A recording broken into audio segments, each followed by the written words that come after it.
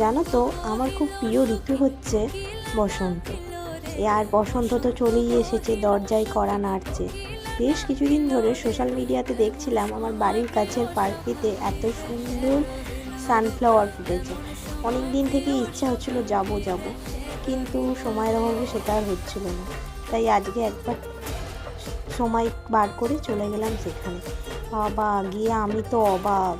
ঢুকতেই দর্শন করে নিলাম আতিযোগীর মূর্তি, সেটাও তোমাদের জন্য তুলে এনেছি, তোমাদেরকে দেখাবো। তারপরে দু শাড়ি দিয়ে ইনকা ফুলগুলো ফুটেছে, তারপরে পিটুনিয়া থেকে আরম্ভ করে কি ফুল নেয়, এত ভালো লাগছিল। এই যে আতিযোগীর মূর্তি, খুব তাড়াতাড়ি আমরা তামিলনাড়ু যাব এটা দর্শন করতে, কিন্তু তার আগেই তো আমাদের আরামবাগে দর্শন হয়ে গেল। যাই হোক, তারপর বাচ্চাগুলো খেলছিল, সেটা ওখানে ক্লিপিং নিলাম। তারপরে আর কি, বাড়ি চলে আসতে হবে, সময় খুব অল্প। বাড়ি চলে এলাম, টাটা।